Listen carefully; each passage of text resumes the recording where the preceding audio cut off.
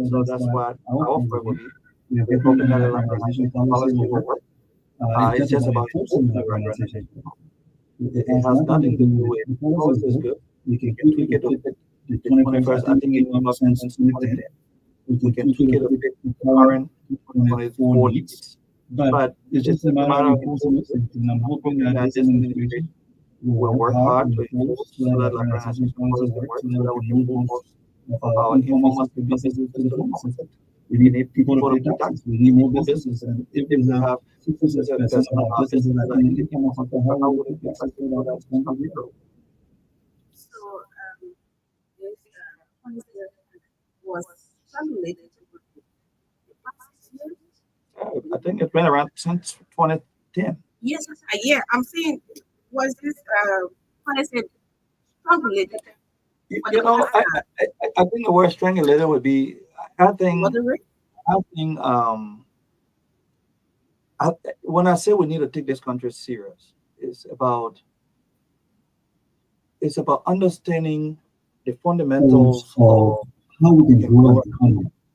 It's It's not not about about joking. joking. If you have Have laws, laws, then that's not laws. If you're going to create laws and laws do and do nothing nothing about them, about it.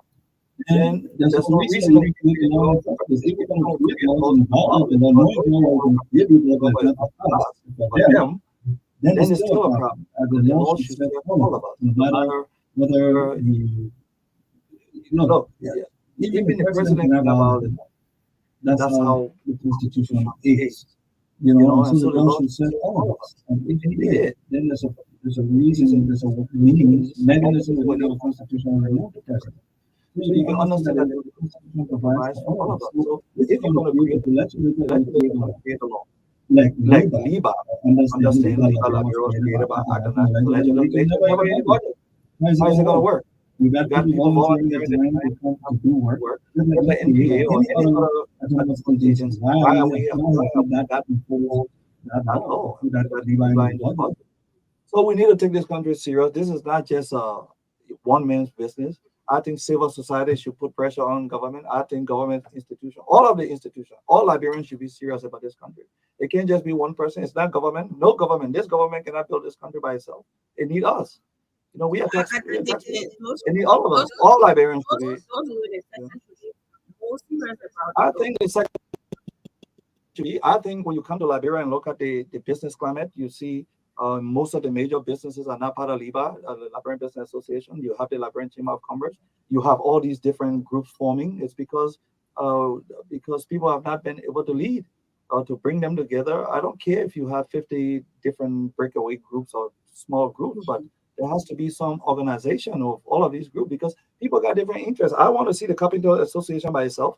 I want to see the Marketing Association. I want to see these different groups all by themselves, but under one umbrella, so that we can collectively leverage our potential. Until we do that, we're never going to do it. You know, it's difficult, and that's the problem they have had. But I think they do have the small business association. They have a medium. They do have different small Do they have organizations. big? Having No, I large? think LIBA is the largest group. Then you have Patel, and you have other different groups, and that's fair enough. I don't have a Yes, problem. because I don't have a problem with people forming Mhm. and organizing themselves for a specific result. That's good. But at the end of the day, for us to have maximum impact, we have to come together. The leadership of those different groups will have to sit around a table, craft some economic plan, and present that plan to government. Like we're going to be doing from the diaspora. You know, I've been coming here so many years, and like I said, in the past, no government has even engaged LIBA from the diaspora, and we have a lot to offer in this country. No government will function well in this country without the diaspora impact. Forget it, whether it's business or just diasporans coming home and investing and building infrastructure and building things, building their homes or impacting the economy. So for government to not engage the diaspora is serious. I think the office within the Ministry of State that has diaspora affairs office must be empowered to work with the diaspora so that diaspora Liberians can come home and invest into this country. If every Liberian in the diaspora, especially in the United States, come home and just build a house and build a home, a decent home here, that's part of the development. They're pumping money into the economy. Uh, we pump in $500 million into this economy every year, almost 500 or more every year. So we are a major stakeholder. And when you hear Liberian, you know, I can understand the politics with Liberian from abroad and Liberian at home and the way we behave and all of the things that we do. But we must bridge this gap and make this work for all of us because for this country to grow, we need both Liberians here at home and Liberians abroad. You know, pumping $500 million in this economy every year is not a joke. We do it without even thinking. You know, you're sending money for school fees and healthcare, building your home. I mean, we do it for all kinds of different reasons. But at the end of the day, we need to translate this efforts into economic development. We've been doing it into more social services and personal economic development. How can we come together now and make it work for economic development. How can 25 Liberians come together and build one of the best clinics in this country? How can 25 Liberians come together and build one of the best internet companies? How can 25 Liberians come and build, a building materials store? How can 25 Liberians join together and have a diamond mine? I mean, we need to come home, but we need to come home in a positive manner and create jobs. And I think that would be something that I'm looking forward to. But on the ground, being here for a week, looking at the business sector, we have a lot of work to do. We have a lot of work to do. All of us, we have a lot of work to do. I think Liberian businesses are struggling. I think there are not enough programs to meet their needs.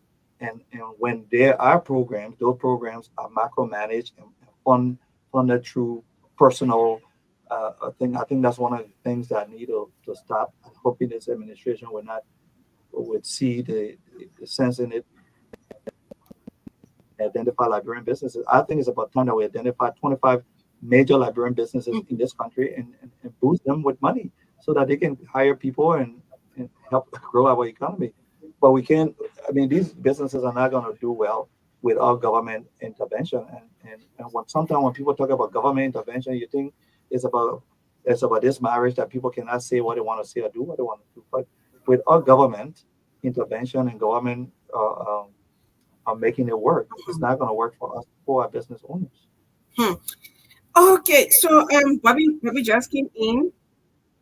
Unmute yourself. Good morning, good afternoon. How are you? Hello. Yes, can you hear me? Oh, I'm sorry. Okay, good. Hello. Good afternoon, ladies and gentlemen. How you doing? Yeah, seems to be you're very busy. Yeah, I'm very busy. I'm trying to collect assets and resources so I'll be able to travel to Liberia like Honorable George and do some of the things that he's doing.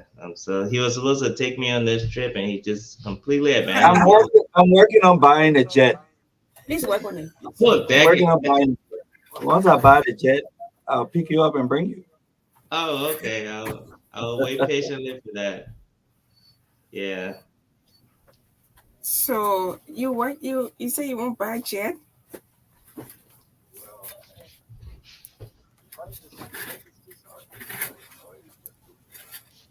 I think Honorable George is muted. He's muted, eh? Okay. Yeah.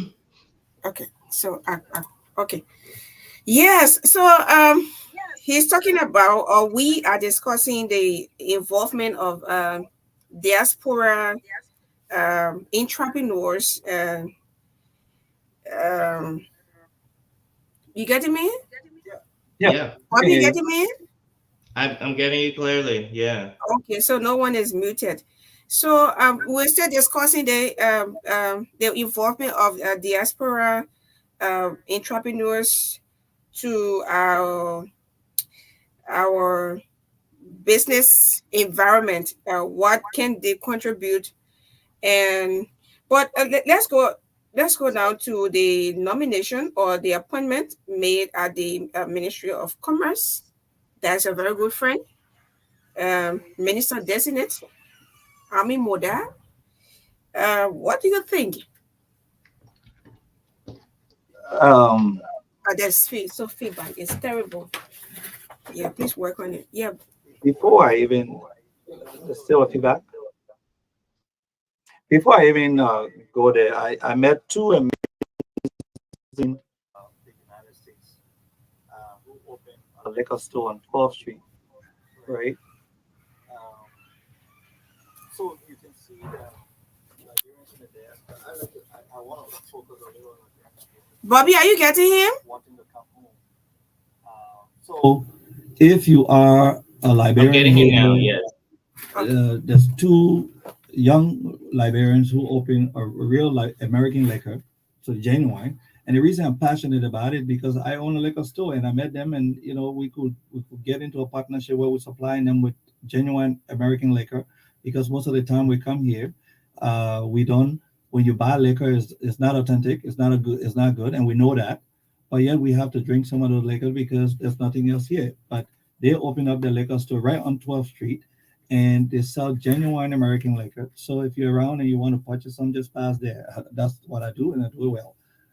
So how many bottles you've consumed over the? Okay.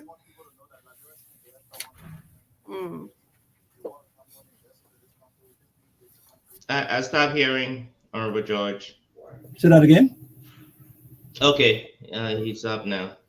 So when you talk about, Modad, as Commerce Minister, I think I'm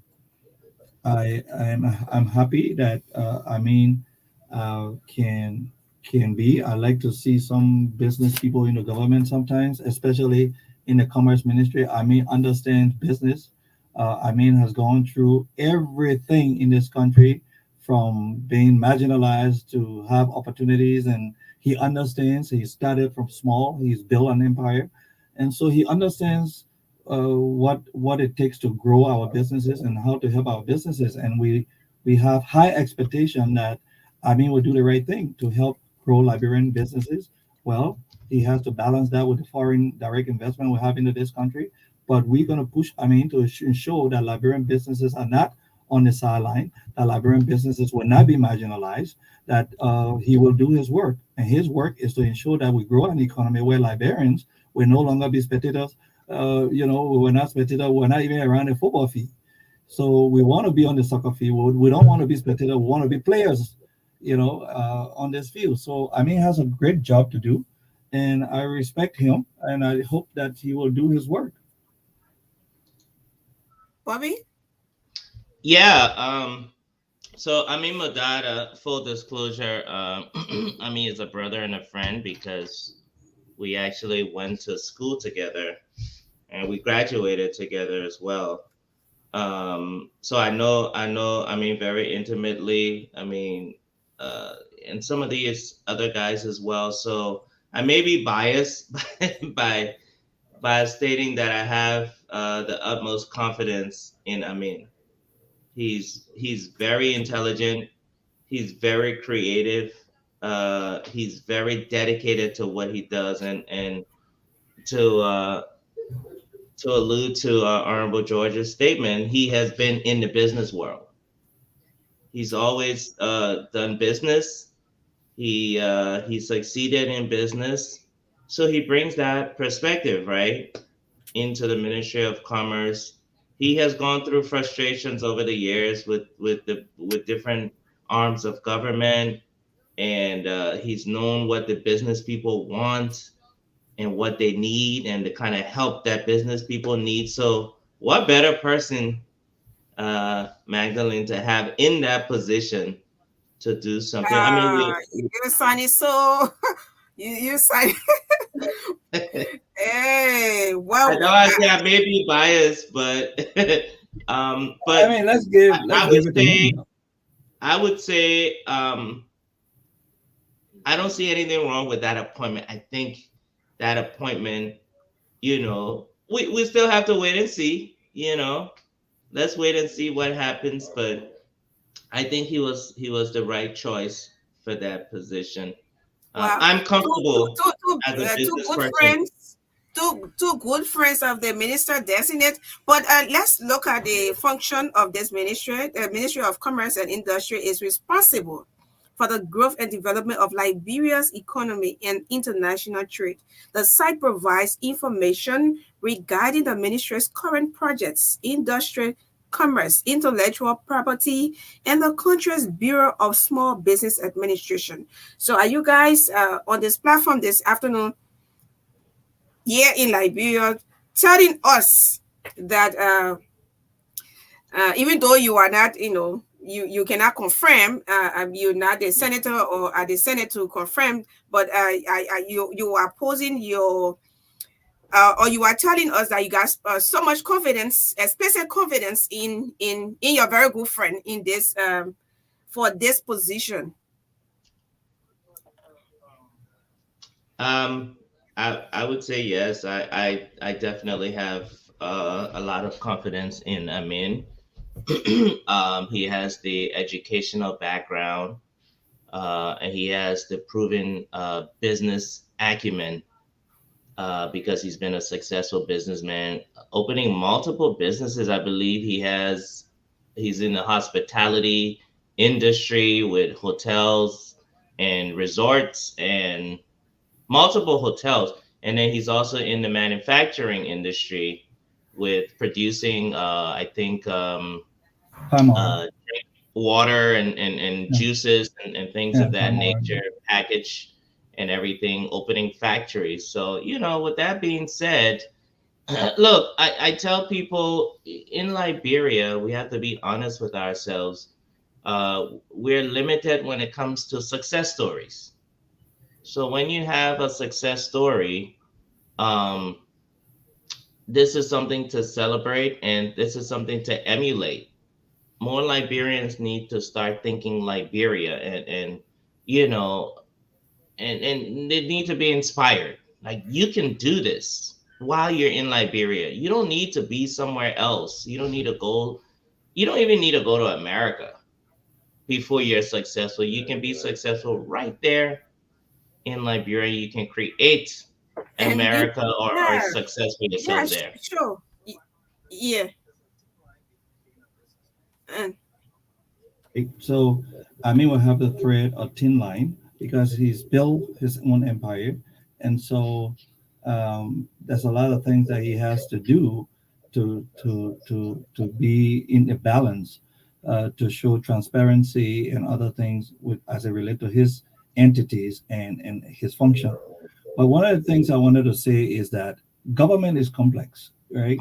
If you have a manager here, a minister, and all of the other deputies are appointed from all over the place based on interest, political interest, and other things, it takes someone with uh, a background, a managerial background, to manage all of these processes, so that you become effective and efficient.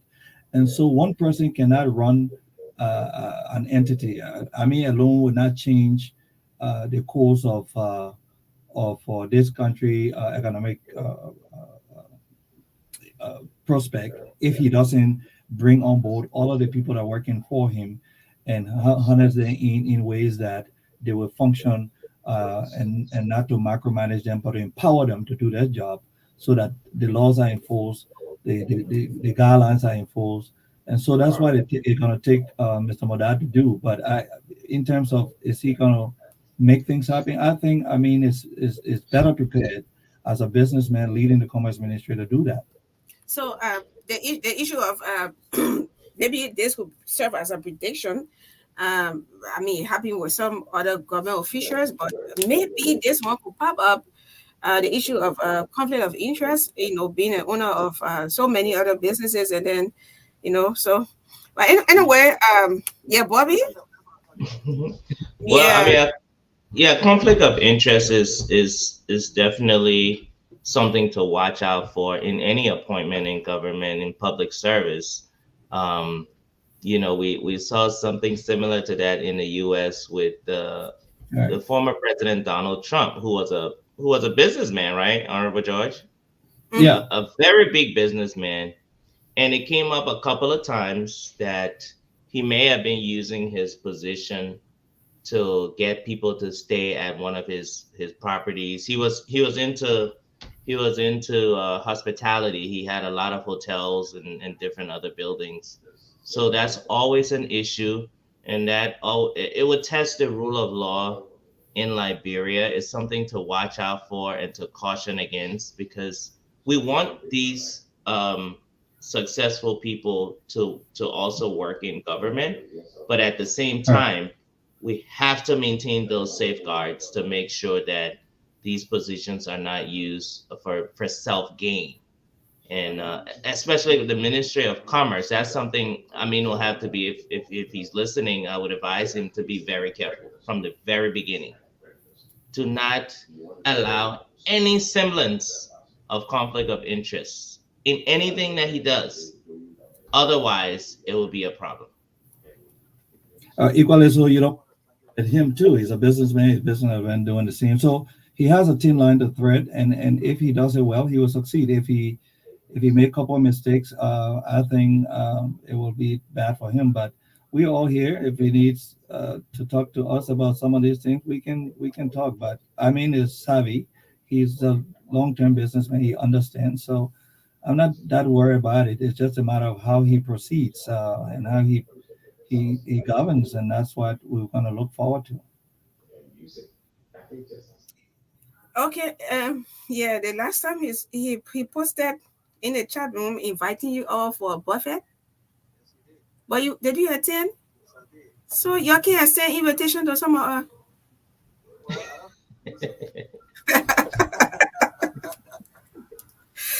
Eh, all right. So Bobby, you want to say something? We're about to take course. It's like you've been so busy with a lot. I can see how tired you are. Yeah. Well, just to reiterate, and when I came on, Honorable George was talking about the contribution of diaspora Liberians to development in Liberia. I think is very critical. No society really develops without the effort of their diaspora citizens. Even if you go back to the Bible days, the Israelites from Egypt really helped out a lot, right? Don't preach. No, but it's just a fact. People from the diaspora really contribute a lot. I think Liberia has been improving over the years in how we address some of the concerns of the diaspora, how we work with the diaspora, how we engage with the diaspora. I'm very active in my community here in Atlanta, Georgia, and also nationally. So I have firsthand knowledge of this relationship. It needs to be improved. I'm glad they passed the Dual Citizenship Act. That's a step in the right direction. There are many more things that we need to do. I'm a proponent for waiving visa fees for citizens from the people with American passports. I feel like it will open up tourism in a way that we've never seen it before, because when people want to come to your country, there's a visa fee. Huh? Y'all be coming home. Y'all not be coming as tourists. Y'all just be coming home to go to your homes and all that stuff. All the It doesn't matter. It doesn't matter how the person comes home.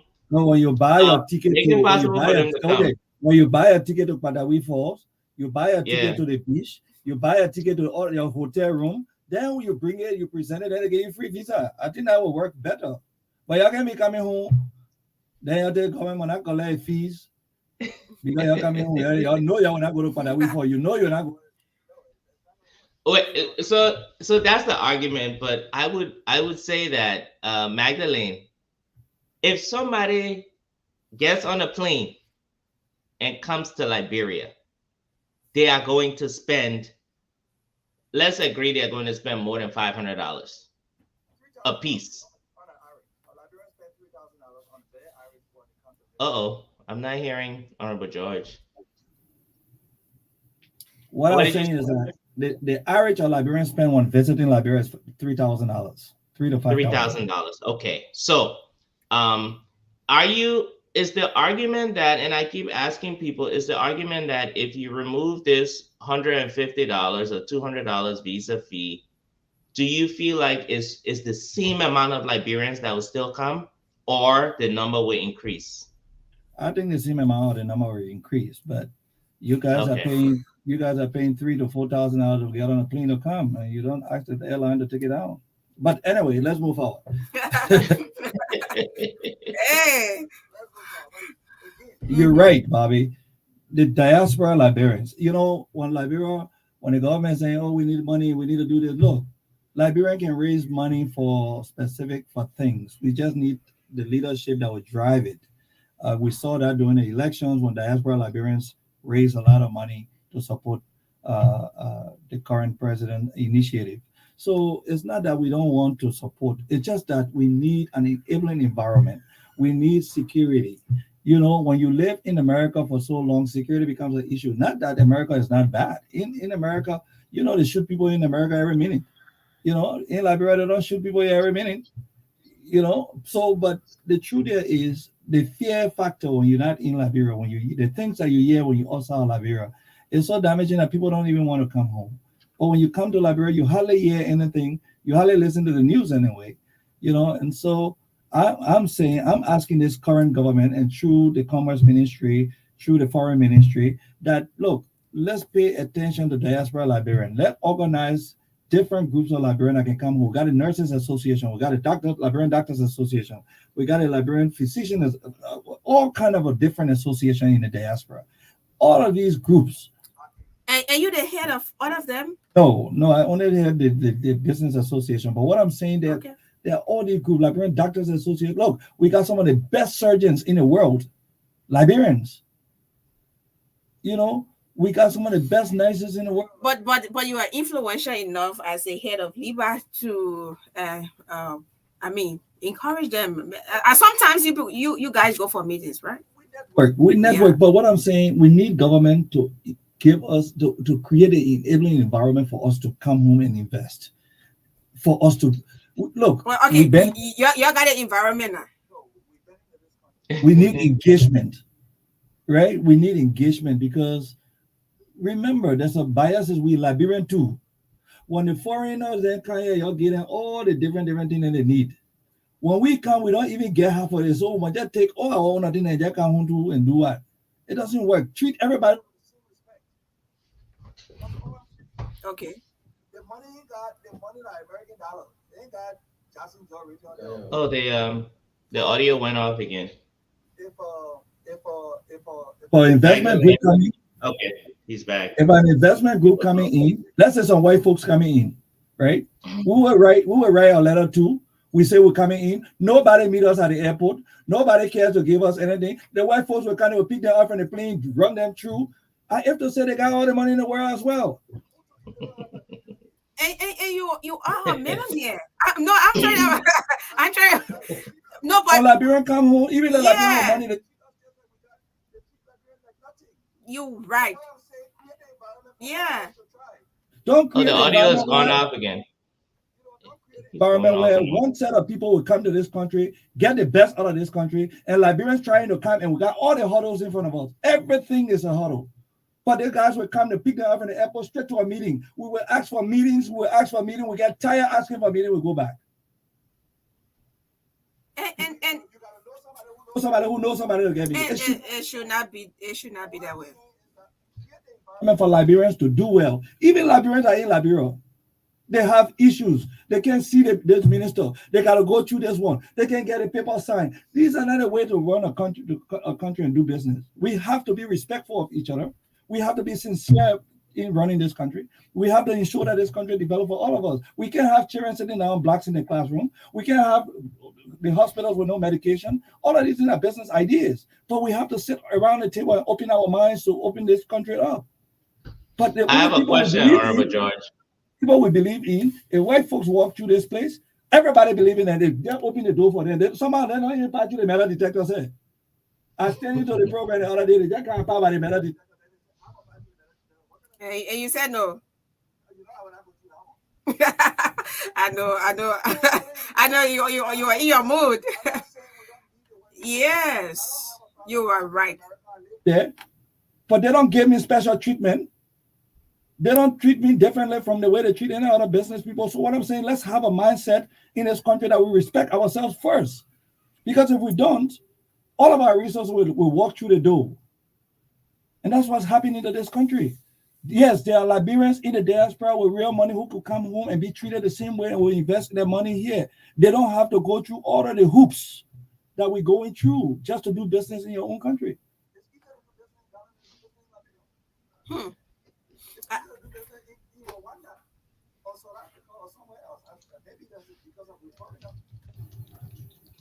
But coming home is difficult. We just want this government, this current government, which we all believe in, to Mm-hmm.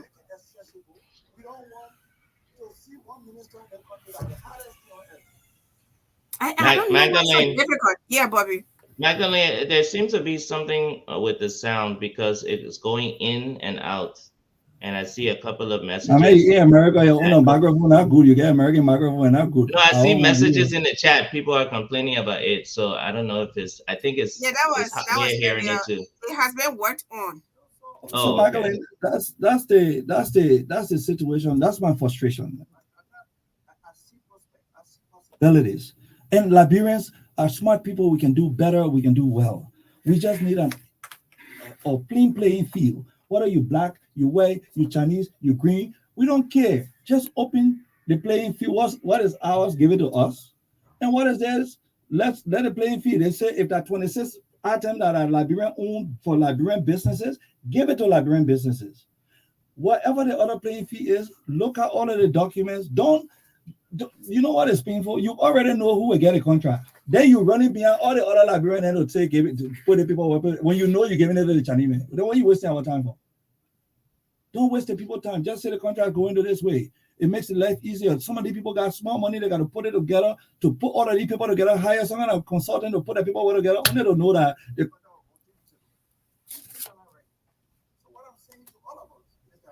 This country to grow, we all have a stake into this country.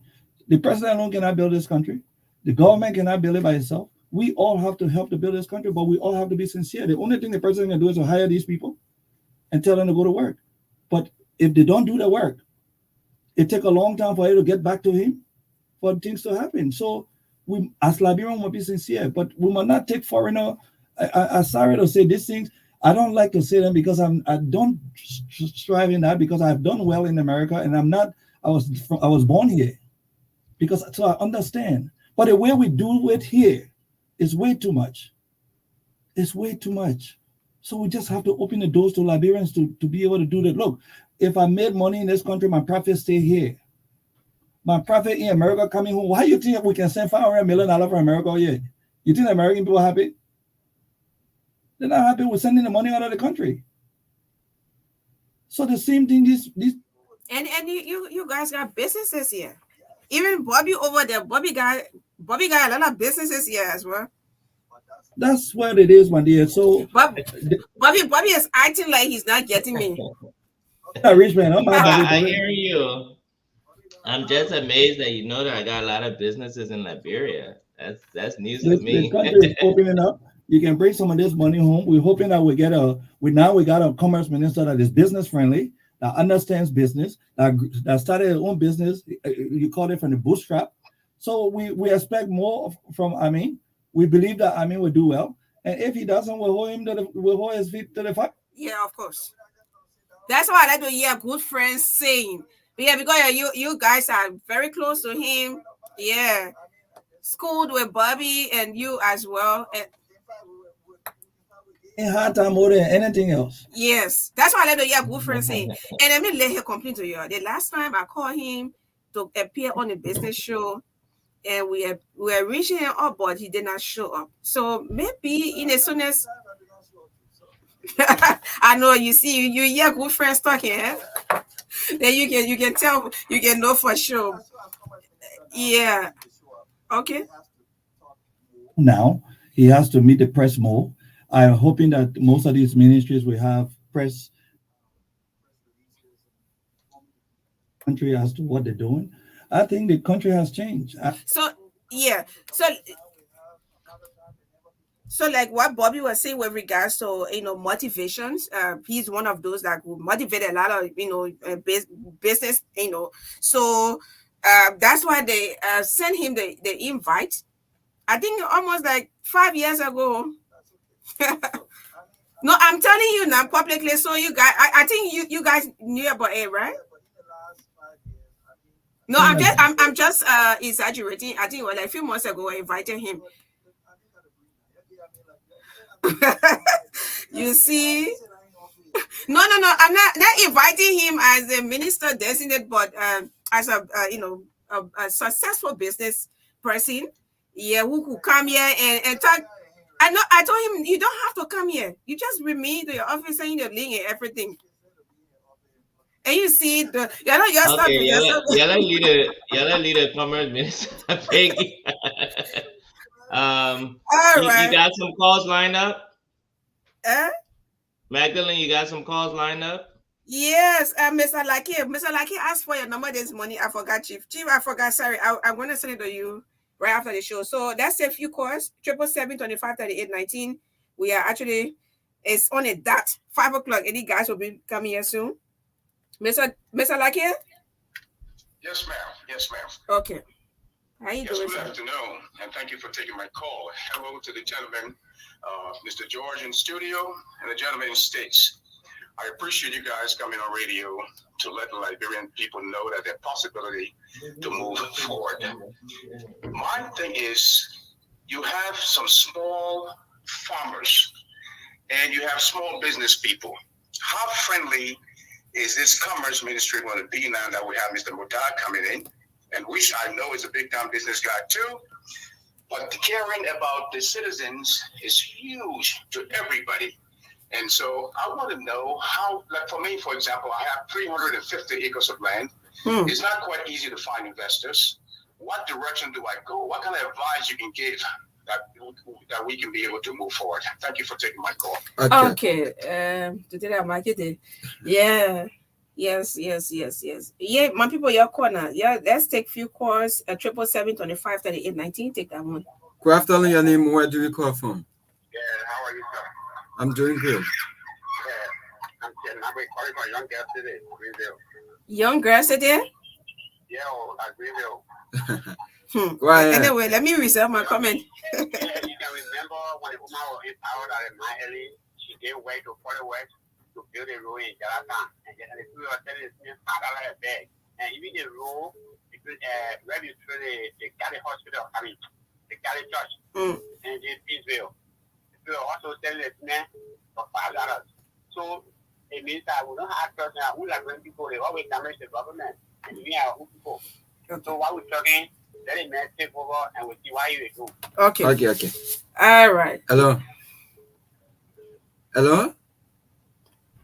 Switch. Hello? Yeah, hello? Yeah, your name and where do you call from? Okay, I'm Richard A. Morgan calling from Broadville City. Okay, go ahead. Let me say thank you for the topic on the discussion. The Liberian people, I want you to listen to me and the government also. President Joseph N. Boakai will take time because the expectation from the Liberian people is too high.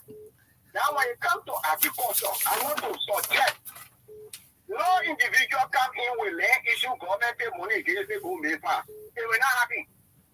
The government itself, they will want to boost the morale of agriculture in this country. The government must sponsor the agriculture ministry. Every country, we should have a farm there. But to take money, get loan, zero. Okay. Even the business for the business community, you call them on them now, you give them money. They will tell you, my grandfather, that one big, I start my business. Sincerity, integrity, accountability. Yeah. Okay. Take another call. Quick. Good afternoon, your name. Where do you call from? Good afternoon. My name is Joe Puto. I'm calling from Jakarta. Yeah, no, go ahead. No, Chief. Sorry, we can't. Yeah, I beg you, please. You can't make it. We'll go now. We'll be talking to all. You got a dread look. What you say? Okay, yeah, just step away from your monitor. Yeah, Mr. Good afternoon, caller. Yeah, good afternoon. Yeah, your name and where do you call from? I'm Wilson Nelson calling from Arai. Okay, go ahead. Look, I admire the guys in studio there. What you just said that we have been marginalized in this country. Just imagine a Liberian man wants to do business. A document that could be signed. Chief, you got me go. Hayaka. I'm getting feedback. Oh, Jesus Christ. Hello? Yeah. What? Take another call. Mr. Nelson, you gotta go. I mean, you buy regular callers. Hello? Yeah. Hello? Yeah, your name and where do you call from? My name is Saah from Broadway. Okay, go ahead. Yes, I was listening to your guest in the studio. I stay with them, and they are correct. In former days gone by, people that went to the foreign countries for studies, for example. When they're coming back, the government to grant duty-free privilege. When they came with enough, even people who were there wanted to come and do businesses there, they give them incentives. But these things are all not there. That privilege, the duty-free privilege, because it entitles them to come back home. So when they are coming back home, the government should make special incentive for them. That's encouragement for them to come and do business here. Yeah. Okay. Oh, okay. Good afternoon, caller. Yeah, good afternoon, sir. Yeah, name and where do Yeah, you welcome call back, from? Mr. Nelson. Okay. Yeah, I hope you are away from your monitor, Chief. Thank you, sir. I'm a Mrs. I will call you sir. I accept. Okay. Okay. We have our Liberian brothers who are in the diaspora who actually are interested in doing business, but the formality, just to do a document, even to be approved in our Ministry of Commerce. I mean, it has been almost frustrating. Something like you can do for a minute, you will let your own brothers or other people come in, like the foreigners come in, and you see their business being so far signature, document. But not our brother. Our brother want to come to do business. Like even the new comment minister, I think you were once a consultant at the place. Yeah, at the Commerce Ministry. Doing my early time. And change some of those, behaviors, like you took a document, somebody will tell you, you brought a document, I have to go for lunch or all the kind of thing. Don't you stop it. It's too much in our Liberian, setting. Okay. Thank you, Magdalene. Thank you, Chief. Yes, so let's take at least 2 more calls. The guys give me 5 more minutes. Okay. Yeah, we can take. Can you start digging there? Oh my God, the guy is digging somewhere. All right, so yes, Chief, let's go back to you.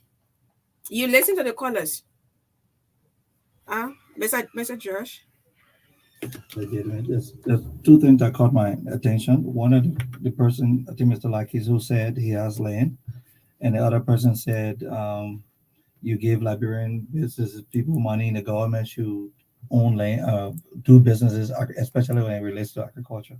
I think those are 2 legitimate points of view, but they're doable. We can do both. We're not just putting money in people's hands and say, go do business. No, how long have you been in business? Let's help these people. We can't just give you money. We help you through the process to grow. That's what we should do, provide technical assistance along the way for these businesses to grow. Just because I own a business, it doesn't mean that I know everything and I can do everything. Sometimes I don't even know bookkeeping. I don't know these things. We have to hire some people to do some of our work. And here we don't have the money, the resources to do so.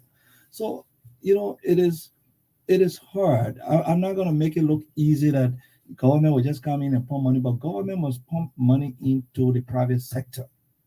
That has to happen. If we have a small business association, there must be a small business association sitting aside some money, identify a few of our Liberian businesses that are thriving, invest into them, maybe $1 million each, and then tell them you need to hire 25 people for 10 years. I mean, that's some of the ways to grow this economy.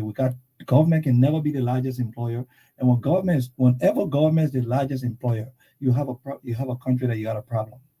The private sector should drive our economy and be the largest employer. So we need to rethink the way we do government. We need to rethink the way we invest into our private sector. But at the end of the day, we need Liberians to do it. So if it's not working now, we have to sit around the table. We have to have training program. We have to have workshop. We can do all of these things, but we have to help these people along the way to grow. Because at the end of the day, we need a private sector to do well for this country to develop. Okay, Bobby?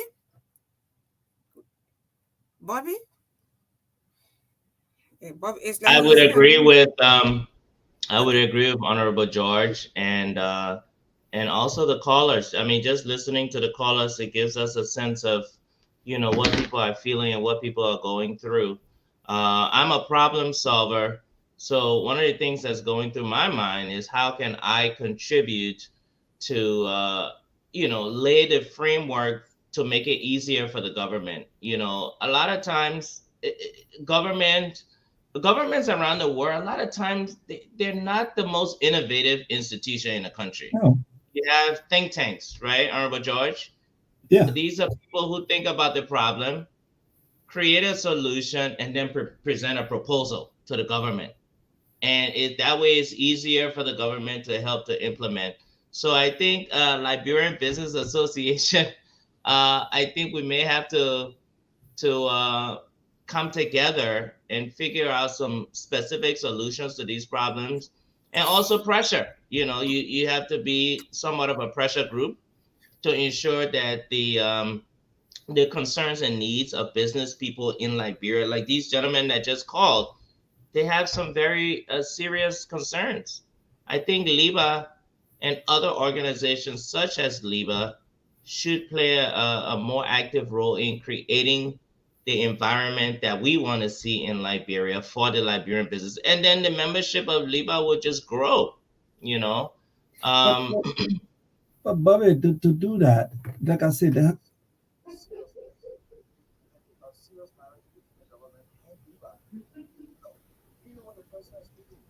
Magdalene, I'm not hearing Honorable George.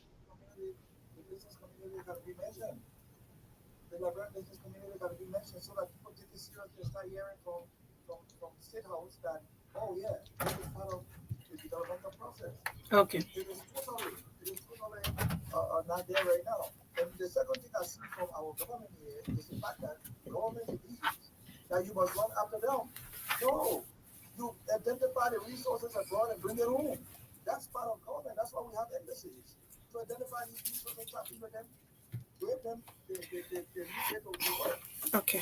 We can't be running after when we come home. we try to set up meetings. We can't get meetings. We try to do this when you can do it. It's so difficult to do all of these things. So when I go back to the States as president of LIBA, what am I supposed to do? Keep coming here and just fight to help? No, we just let it be. I'm angry too. I'm angry with LIBA here because LIBA should do a lot more, and LIBA is not doing it. So we have a lot of work to do, all of us, and myself included. We all have we have work to do, and so my frustration is not going to stop me from doing what I have to do. But other people got to take this thing serious. It's not about meme. It's not about title. It's not about just holding the position. Some people just hold the position and do nothing with it, but they will never leave it, and that's what's going on here.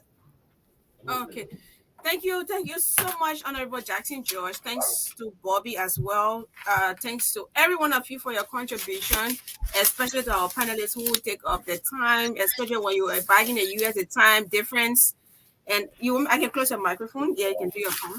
Yeah, so thank you so much. I appreciate your effort. I know it's in the morning hours in the US, and Bobby is up taking his coffee while we are here, and the sun is seriously shining. So thank you all so much. We appreciate it. Bobby, who are you looking at in the corner there? Your wife? No. All right. Okay. Thank you all so much. I appreciate it. See you on next week Friday. All right. Thank you. Myean want to say hello and Kowo also. I think you can see Kowo. Myean, how you doing, man? Because you'll be here with Honorable Jackson George. Good. Okay. Yeah. All right. Yeah. Thank you. All right. Have a good afternoon, everyone. Bye-bye. Okay. Let freedom ring, and when that happens, when we allow freedom ring, we allow freedom.